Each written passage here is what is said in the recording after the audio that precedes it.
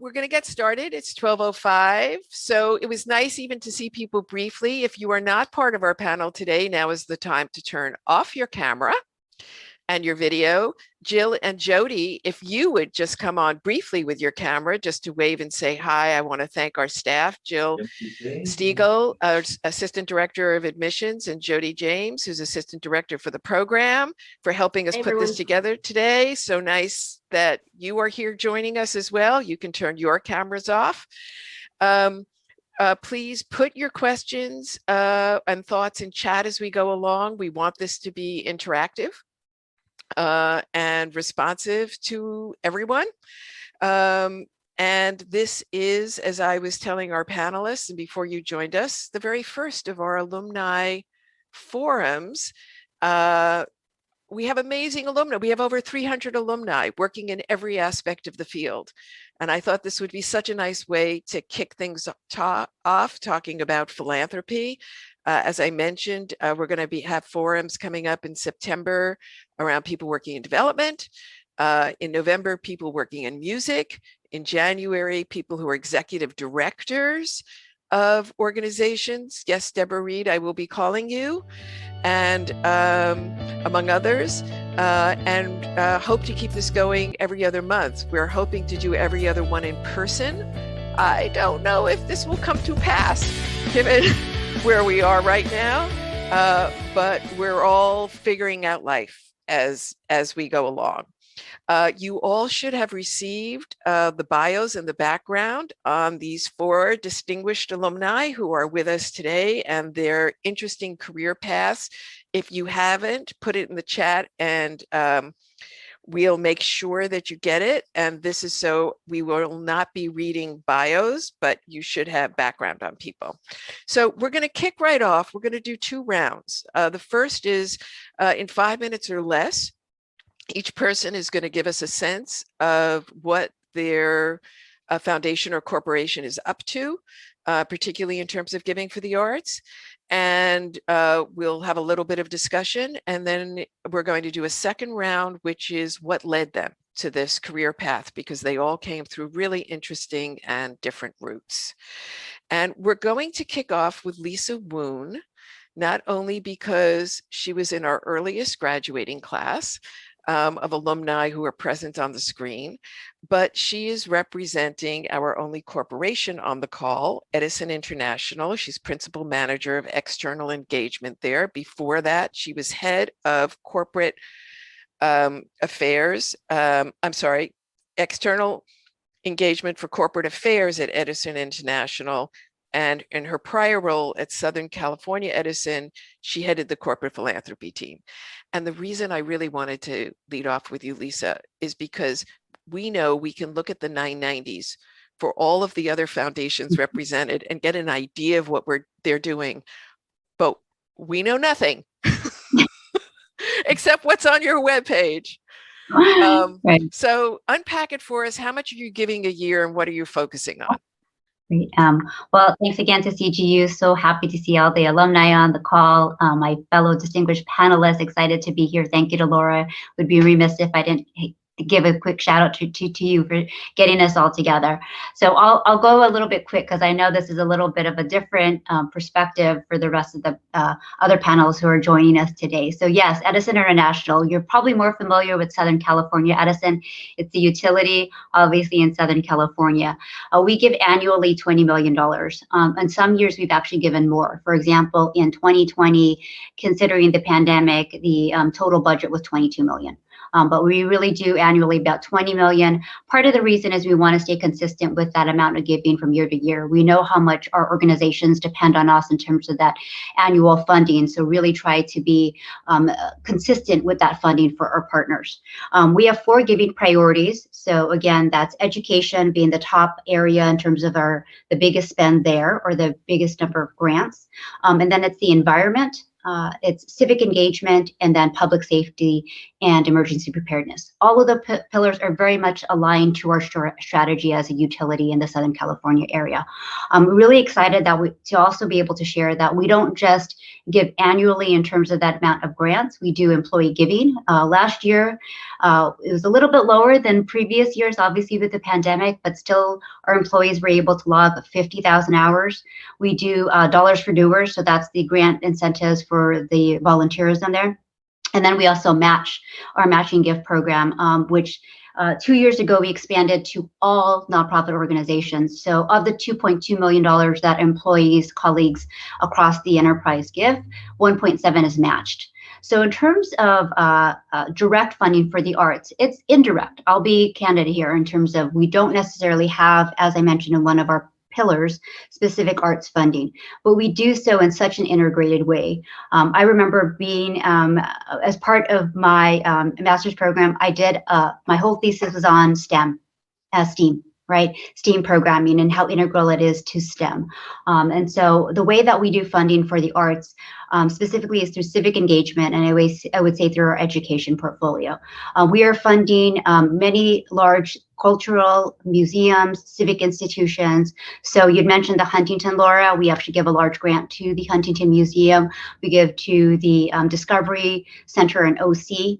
Again, Southern California Edison has a service area of 50,000 square miles. So we cover southern, coastal, a little bit of all around Southern California.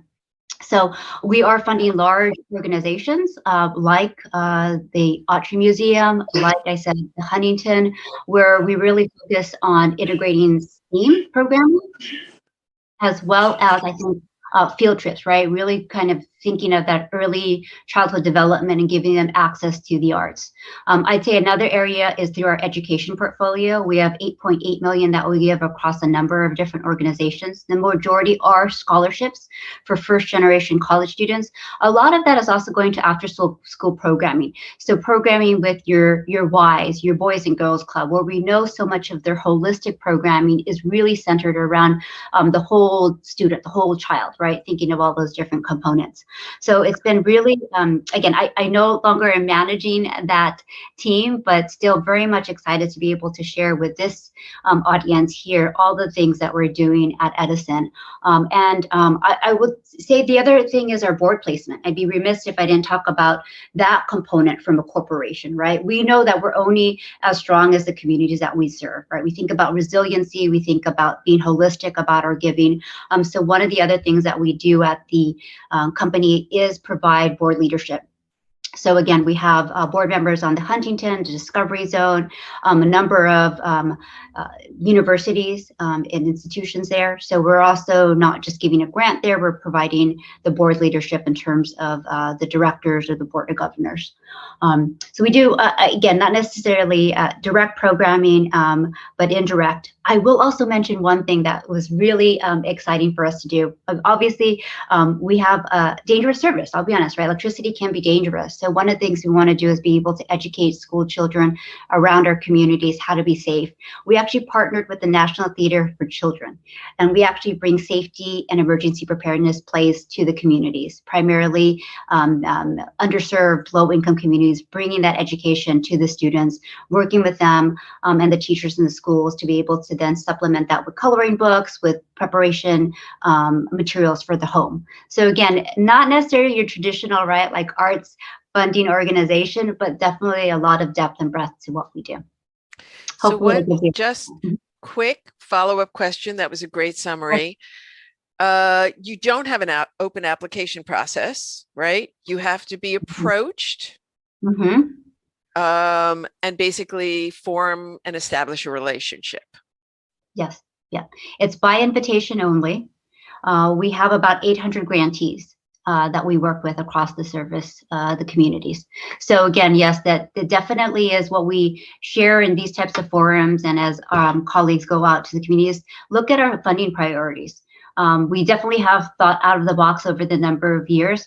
The National Theater for Children is kind of one example where we're actually funding an arts organization directly to go into the communities. So it's not necessarily, if you don't see yourself or your organization or again the community you serve necessarily in those forgiving pillars, there are always opportunities to start a discussion. There is obviously an email you can send things to.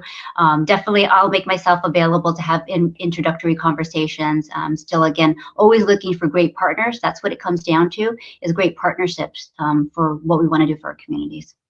Thank you, Lisa. Okay, so Gurley is the grants administrative lead with the Pantaria Foundation. It's a small family foundation, but has recently morphed to start to add community members, which is a really interesting thing for a family foundation to do. You distribute about $2 million in grants a year. Is that right? Kind of. So I would say that the foundation is also in a very interesting moment of change. The CEO came in, I believe she's been here for a little more than 2 years, and I joined the foundation last year. And this is this is the first time that the foundation in its history has had folks who have had I guess a professional background in philanthropy, a really diverse one. So we're, just starting to bring a lot of different processes into the organization and vision and values. So the in total, our annual grant making is actually closer to 4 to 6 million. Hmm. Yeah, and it's because there are different funds that the foundation has access to that aren't necessarily um, summarized in its annual 990. So all of our staff works remotely. I work with a team of 4. Our CEO and myself, we are the only full-time staff members, and then we have 2 part-time program directors. So our mission is to catalyze a just and sustainable world through food sovereignty, people-powered systems change, and grassroots resilience around the globe. Really focusing on climate justice and civic engagement from a very grassroots level.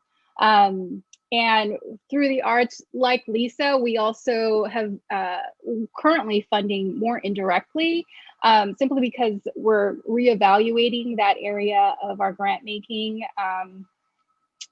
And I am really encouraged that beauty is very much one of our organizational values. And it's really looking at art and culture as powerful tools to sustain and transform systems of inequity and injustice around the globe. So we've actually started to do a bit more global grant making, international grant making. So that's kind of an emerging area of the foundation. And we'll probably start to do more of it as the years move along. When I came in, the organization was only making 1-year grants to repeat organizations versus multi-year grants.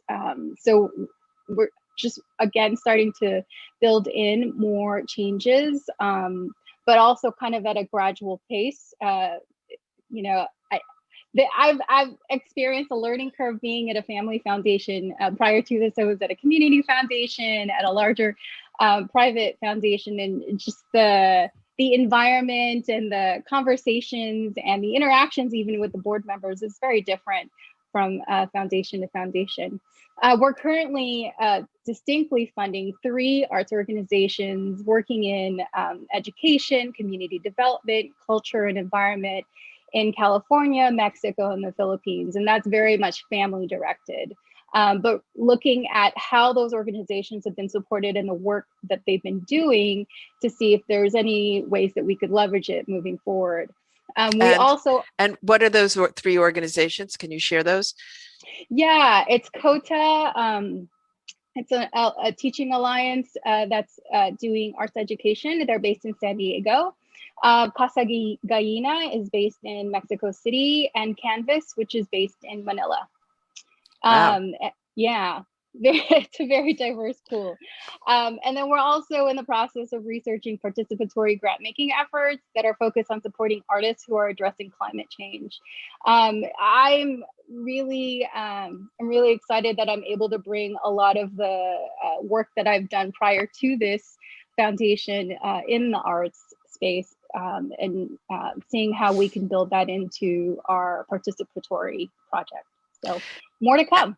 And is your program by invitation only as well at this point? Yes, Yeah, thank you for asking. Yes, it's by invitation only. There have been conversations around what that means. Perhaps we may move away from that, but that hasn't been confirmed yet. So a really interesting work in progress. Yes, exactly. Very, very cool. So Lauren Nichols is program officer of the Anthony and Jean Pritzker Family Foundation. And you all have a slightly bigger grant making budget. I think I saw a couple of years ago was about $17 million in grants a year. Yeah, we're typically just under 20 million. We're at 18.5 this year, and that's typically our giving range. We're a family foundation, so Girly and I, we talked when you joined your foundation, and I kind of shared my experience. I had done some consulting work for the Orange County Community Foundation, and family foundations are their own unique thing and are guided by the dynamics typically of the family. We have a small board of directors, all made up of family members. We have a next gen program to engage the children in the family, to have them understand the principles of philanthropy and help them really communicate and articulate their interest into community impact. Our giving is really broad, and it's again defined by the family's interests and values. So we give in the arts, absolutely, and I'll talk more about that in a moment. We give to organizations that promote Jewish culture, value, identity. We do a lot in the environment, particularly around environmental sustainability, medical research, education, promoting access to higher education, and then foster care. Often when people hear about the Anthony and Jeannie Pritzker Family Foundation, it's tied to a project we're doing in foster care. That's probably where I spend, I would say 75% of my time is focused on that portfolio of grantees in child welfare. It's been interesting because there have been some organizations who've done projects where they've utilized art to achieve another aspect of their mission. It's been really exciting. But our giving in the arts, let me take a moment to just discuss that. So art giving in the arts has largely been to organizations that we characterize as anchor institutions. These organizations that really define Los Angeles's art ecosystem. They're leaders in our community. So LACMA has been a big beneficiary of our giving over the years. You may notice when you go to LACMA again, if you're parking in the garage, it's the Anthony and Jeannie Pritzker Family Foundation's name there. And Tony and Jeannie are personally big arts collectors. And when Michael Govin joined the board there, they wanted to do more. They were so excited by kind of the promise of what was to come. And obviously LACMA is doing a big capital campaign now, transforming the entire campus.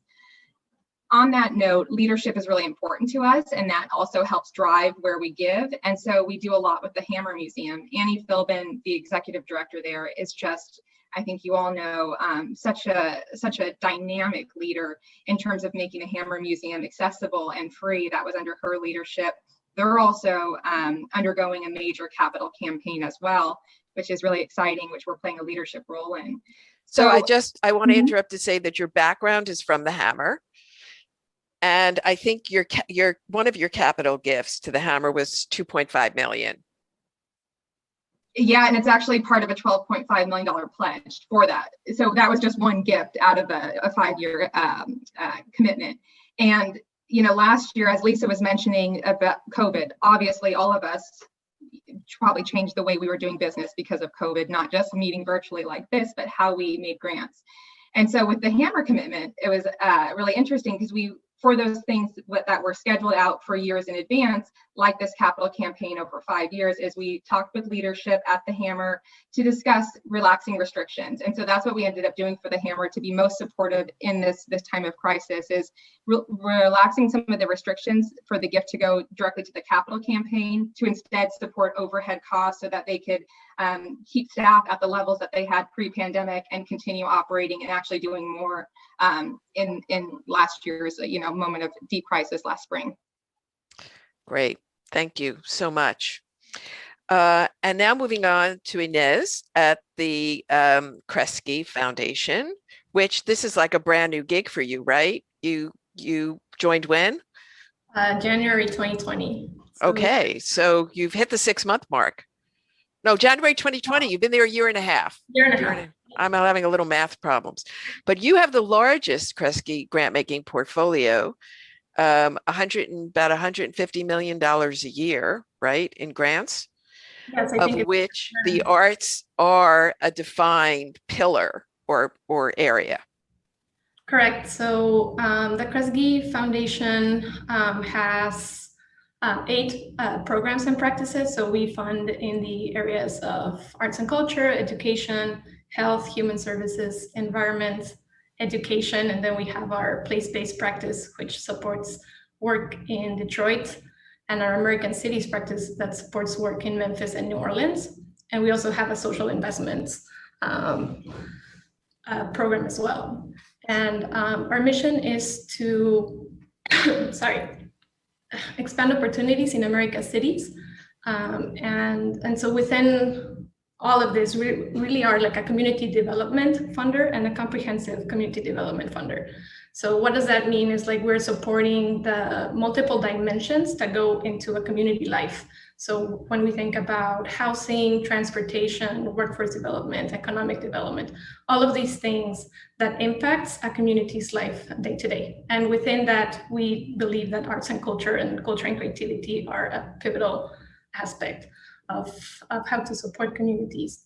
And within that framework of community development, we are not a traditional arts and culture funder because we work precisely at this intersection of culture and creativity and community development and planning. So we support what we call equitable creative placemaking efforts throughout the country. And really what we look at is how are culture and creativity being positioned as drivers of more just communities? How are we supporting resident engagement, resident agency, self-determination, all of these different ways of supporting creativity to move forward like social change within communities, in particular through a racial equity lens. So you have made several grants in the Los Angeles area. One of them was Center for Creative Innovation, CCI. There have been a few others. I meant to ask you, Lauren, you have to be invited to apply. Is that right?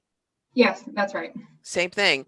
And Inez, is that true for Kresge?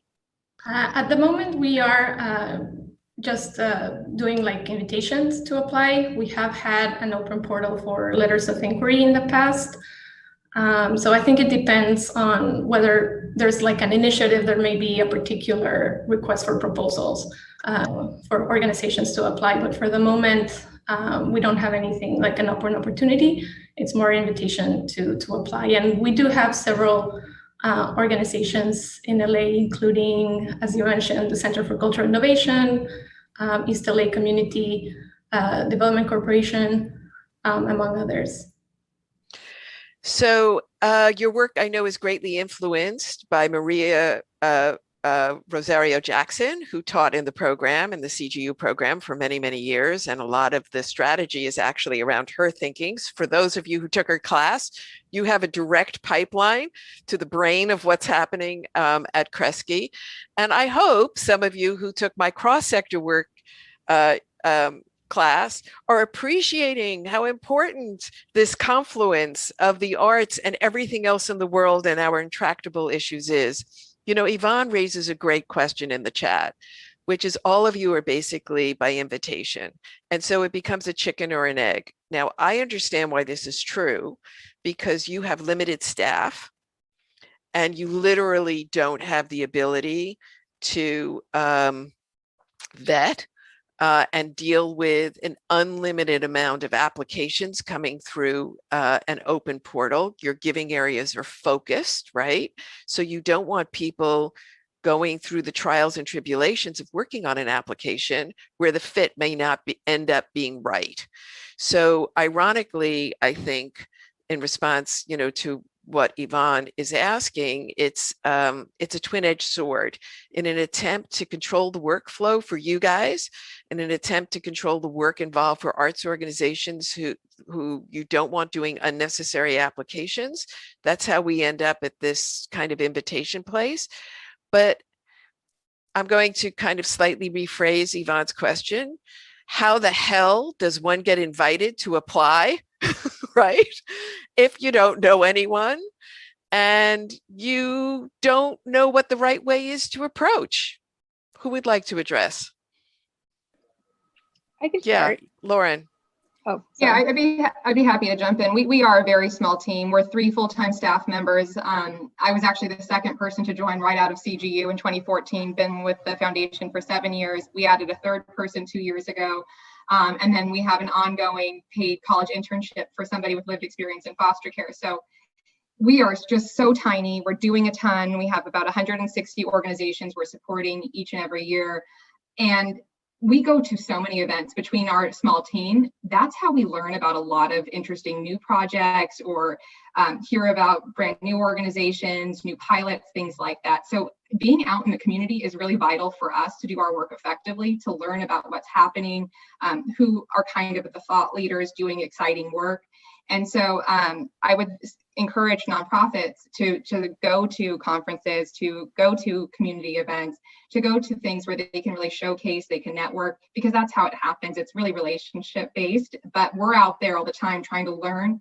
And so I will say, and Lisa had mentioned this as well, I'm always happy to have a phone call. I always try to set the expectation in terms of, that it's not a promise to fund, but let's stay in touch, keep us posted, and then things may evolve from there. Thanks. Girly, you were going to jump in? Yeah, we're also part of a number of collaboratives, funder collaboratives, issue area focused. And that's really how we do, or we hear about projects and such. Also, 90% of our giving is core operating. So there's only there's one funding area that is more supportive of like leadership development, capacity building. That's much more focused. But all of our grant making, or again, 90% of our grant making is core operating. So once we hear about an organization that is in alignment with our values and our strategies, then our intention is to always develop deep relationships with those organizations versus issuing one-time grants. So I'm going to jump around on this next round and do it a little differently, because I think, Lauren, I'd love to start with you, jumping off of that other question, because you came to philanthropy through working in development, right? Through being on the other side. Can you talk about how that worked for you? Yeah, that's exactly right. I had been in nonprofit arts fundraising, was at 18th Street Art Center, really wonderful residency, artist residency program in Santa Monica, and had been doing a lot of grant writing. And it was frankly very mysterious and often very frustrating to try to break through to certain foundations whom, had never returned our emails, and we couldn't an LOI. And so I was just like talking to the boss, my boss, the founder and executive director of 18th Street Art Center, Jan Williamson, who is a friend and a mentor, about that. And she knew my interest in just trying to understand the mysterious philanthropic sector and who are funders, how do they make these decisions. And it just so happened that she had gotten an email from a search firm looking to add a second staff person to the Anthony and Jeannie Pritzker Family Foundation. She had encouraged me to apply, and then I started there. I kind of just found my way there, but I will say in the process, which was long, I had to meet the board, I had to meet everybody. It was like 4 rounds of interviews. Having the experience, the empathy of understanding what it's like to be in the position of asking, and all of the work that nonprofit staff do, in terms of being under-resourced, all of the many priorities that you're juggling typically as part of a small team, really helped, I think, give me a competitive advantage, because I bring that to the work that I do with our partners, giving them flexibility, really knowing what that's like to be in the fundraiser position. So I just want to mention that Sarah Lighting, who is with us today and as the executive director of the Music Man Foundation, also came to this with a background in development, in this case at Center Theater Group. And I used to always hire to be grant managers at the LA County Arts Commission, people who had worked in development, because I really wanted them to have that experience of knowing what it's like to make those calls. And how happy you were when you heard a friendly voice on the other end of the line. But Girly, you came a different path, because you actually, one of your starting jobs. When I knew you, when I first got to know you, and you came into the CGU Arts Management program, you were already working at the Irvine Foundation, one of the largest foundations in the state, the only at that time statewide funder of the arts. And did they pay for your education? Am I right about that? Yeah, there was a partial stipend. So I'm very, very, very happy. It didn't pay for everything, but it was definitely helpful. I actually came into philanthropy through development as well. I worked for Search to Involve Filipino Americans, a health and human service agency based in historic Filipino town, in development and communications. And then I just got curious about institutional philanthropy, and I just like Lawrence, just started to learn all the kind of the interactions between direct service organizations and funders. And an opportunity came up with the California Community Foundation in Communications. And I just saw it as another way to make impact, particularly in Los Angeles County. So followed that path and eventually made it there, and just started to learn a bit more about that side of the funding table. And then switched over to the James Irvine Foundation at a point where I really just wanted to be focused on arts and culture. And so when I was with the Irvine Foundation, very much focused with the arts grant making team. And yes, those were great days. funding the arts across California. I believe when I first joined the foundation, the annual grant making was at about 20 million. And then after I left, it kind of dwindled to, I think, between 13 to 15 million. And I don't know what it is now for them. Might be zero. Irvine is out of the arts funding business. I think there might still be a little bit, but it is definitely not as significant as it was. And it's certainly not a major strategy. And then you left the foundation world, right? And you became a practitioner for a while. Yes. Yeah. So I went after Irvine, I transitioned over to the Pasadena Playhouse, and I did basically community development for the Playhouse, really looking at how the theater could expand their audiences, particularly among Asian American Pacific Islander communities in the San Gabriel Valley. Sorry, I live in the San Fernando Valley. I do too. I live in Sherman Oaks, and then you went to the music. I'm going to jump forward. Yeah. Then you went to the music center, and now back in foundation land. Yeah. So being in philanthropy was never a career goal. I didn't even know what it was, as an undergrad. My undergrad was in international business. I didn't even know if I was going to be in the arts. But I think the way that I've crafted my career is that I've never really wanted to just corner myself into one specific industry. I wanted to have the flexibility and also shape my career around my values. And I think, over the years, I've gotten a bit better at regularly reflecting on whether what I'm doing is still in alignment with my values. And I feel very blessed to be in this space right now. And I'm going to have to, and we're going to have, and we'll leave it there. But that's a wonderful statement. And Lisa, so from the time that I knew you in graduate school, and you have 2 degrees, right? Mm-hmm. Yeah. Arts management. And the MBA, the EMBA from the business school. And I seem to remember that you were focused on corporate philanthropy. Why? Yeah.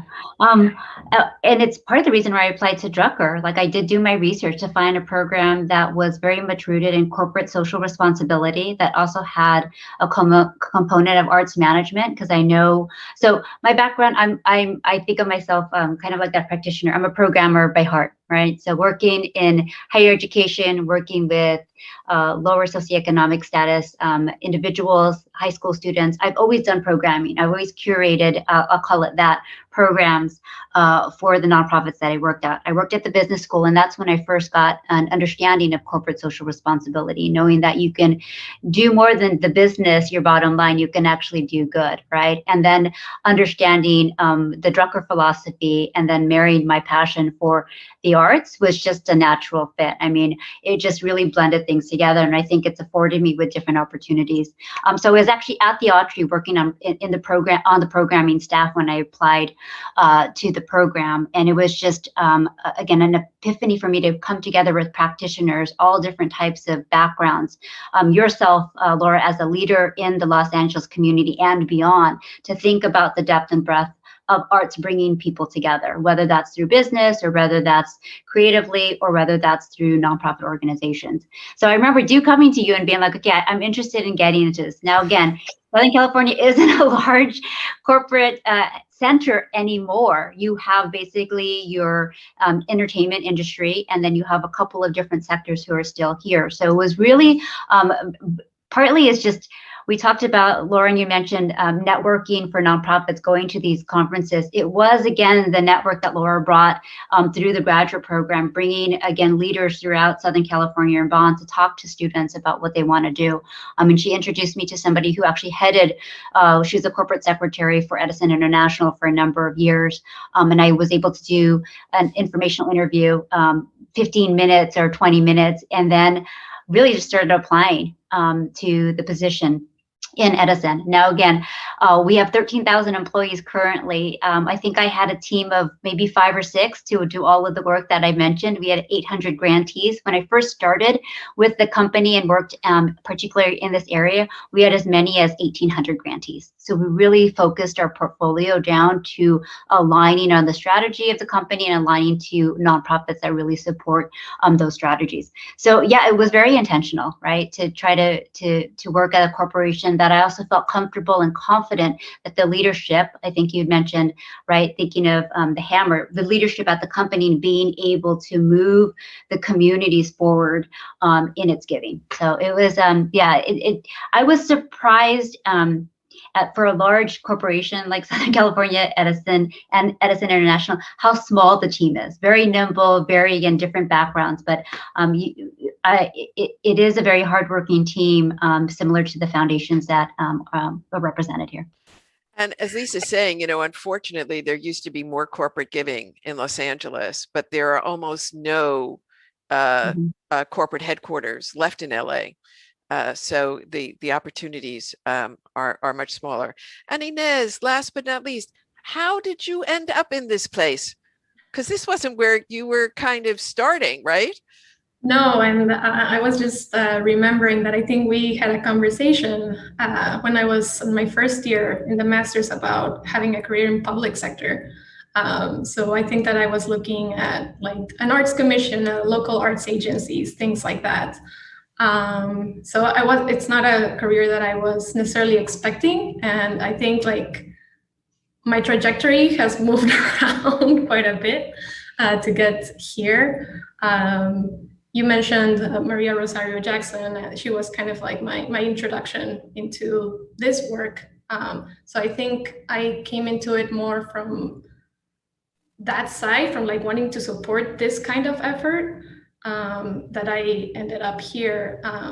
But also like, I think like throughout the program, we had such like a vast number of speakers that were talking about the different perspectives of like careers, and I was always like really intrigued by like some of the philanthropy folks that we heard about. And then I also like had conversations with Gurley and Lauren, like I pretty probably remember those before I joined the California Community Foundation, which was like my entry point into philanthropy. And yeah. And am I right in remembering that before the California Community Foundation, you kind of struggled when you first left school to try and find the right job?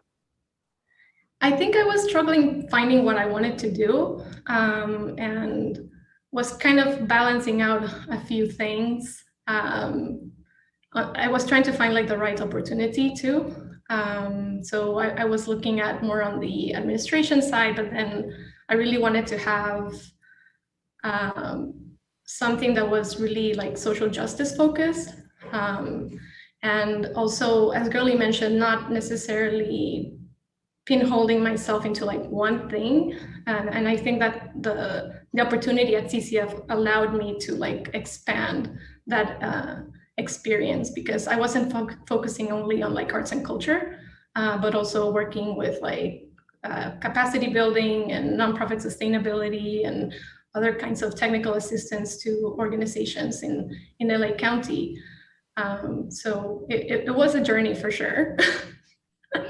So I want to invite those who have joined us today to bring up, Stephanie has a question. Any advice on growing a board of directors with members from corporate or family foundations? Do you, and participating with smaller nonprofits? So that, of course, is key very often. For Southern California Edison, it's having an employee on the board that very often would trigger, right, a contribution from the corporation. For family corporations, it's obviously driven a lot by their interest. Kresge is a more institutional framework. But any thoughts about this? How many boards do the Pritzkers sit on? A long list, frankly. But yeah, I would say, because Tony and Jeannie have their own interests, of course, and I would say Tony's sitting actively on 4 to 5 different boards, and then there's actually it's larger than that. I think actively 4 to 5 boards, and then playing an advisory or alumni type role, or serving in like a chair of a fundraising campaign. He just completed one with UCLA. He did personally. Actually just before the pandemic last year. And then Jeannie, I think, is serving on, she started her own nonprofit, which I'm helping to manage, by the way. But I think she's serving on, yeah, about 4 different boards. So they're very active, but it's really been driven by them. We haven't, as foundation staff, our team haven't necessarily directed them to participate in a governance role in one of the organizations that we support. They've come to that kind of that role by friends or being asked directly from university chancellors and folks like that. Yeah, so this is relationships once again, right? People don't leap from 0 to sitting on a board of directors. And very often when you're looking for a board member, you're looking like way outside of your immediate circle, when you should be looking at the people who are closest to you already, the people who are attending, the people who are contributing. It builds up gradually over time, usually. Ebony, are you with us because you wanted to bring up a question? Because you're on camera?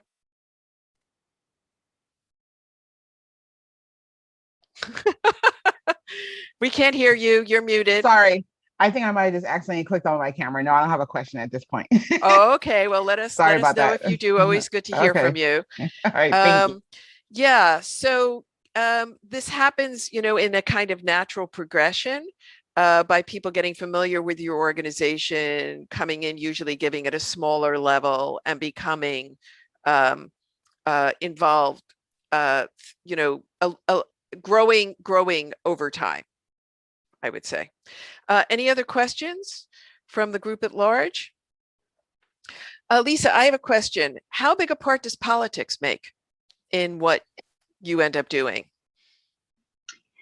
I would say that there's a number of considerations that we look at in our grant making. I think we want to make sure that we're doing the right thing and we're aligning to our giving pillars.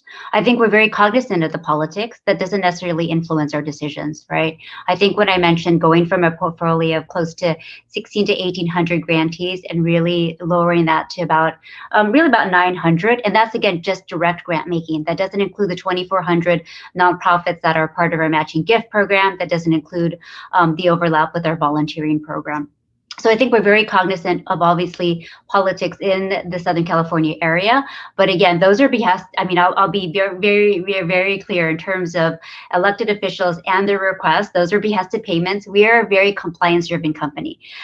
We may not have a foundation in a 990, but you definitely will see all our compliance reporting as part of the Public Utilities Commission. So very much compliant-driven with the regulators there. Even in terms of, in my role prior, any of the requests from elected officials that were associated with a nonprofit, we did report that. Again, there is actually compliance piece to that. In terms of any memberships, we also have reports on that. So again, we're being more cognizant about that, those implications, the perception around that. And so very much want to make sure that we're doing the right thing and doing it, not because of the ask, but definitely because of the alignment with what we're being able to accomplish. And I have to admit that before your time, Southern California Edison gave $100,000 and did all the lighting at the Ford Amphitheater as one of our early renovations. So I remember the conversations well. So Yes. a question for all of you, just reflections. I know when I moved from running a nonprofit, a small theater, to the Arts Commission and being a grant maker, and which became the largest government grant maker in our region in Southern California, people always said to me, you know, how isn't this wildly different? Now you're on the other side, right? And I used to always be actually kind of astonished by that question, because I spent just as much of my time at the Arts Commission trying to pry resources out of my government officials as I ever spent trying to raise money at my small theater, right? I just had fewer donors, but I had to convince them that this was important. So how is that for all of you? For Lisa, I'm sure it's fighting for a budget within a much larger corporate setting. How much do you find yourself fighting for individual grants or for funding ideas or passions? And do you feel like you're on the other side or not?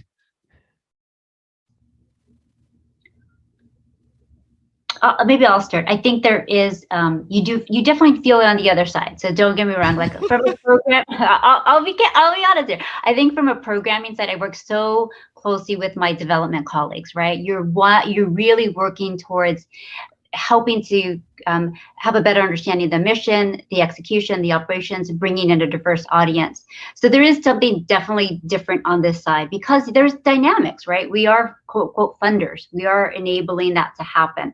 So the conversations, I think just the dynamics are different. I think at its base, we all come from a very similar place. We're wanting to create a world where there is either environmental justice, social justice, equity. And so it's coming together for those common grounds that obviously bring us together. Now, there may be priorities and pillars and different strategies around that. But I think at the basic part of it, we're really just trying to do good.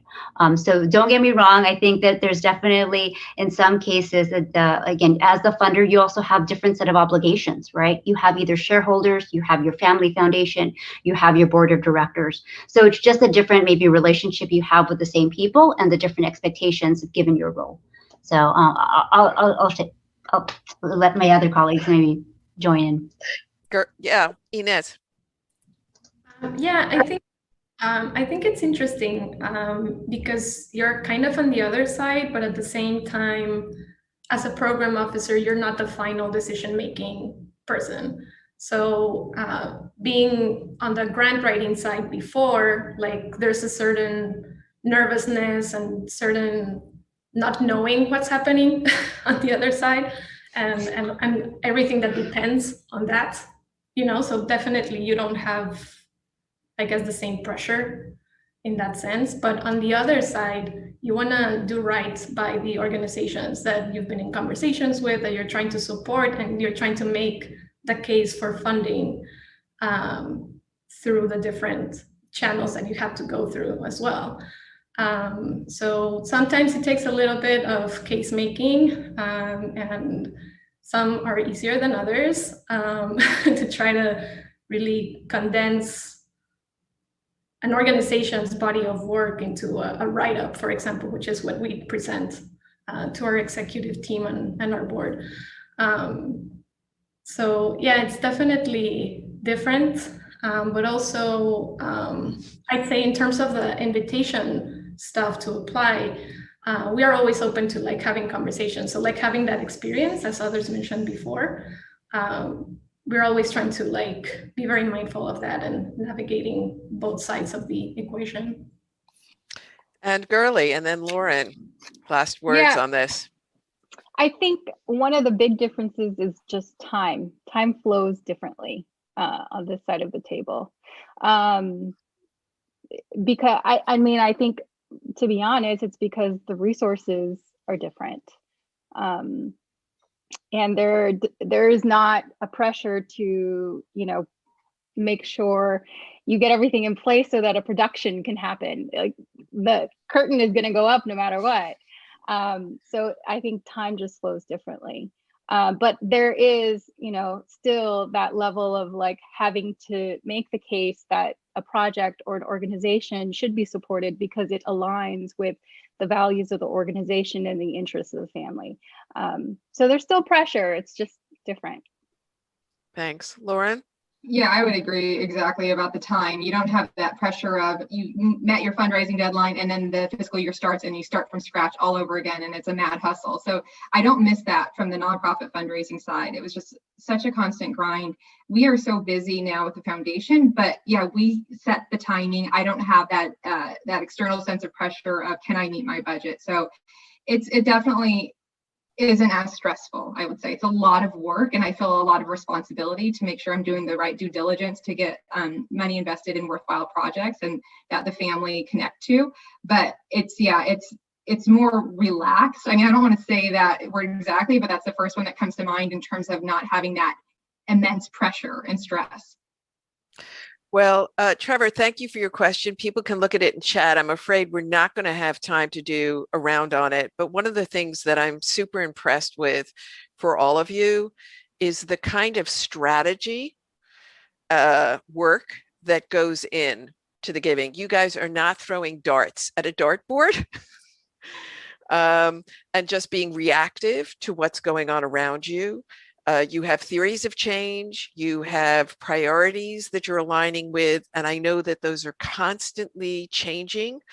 And through that process, your giving is growing in terms of impact.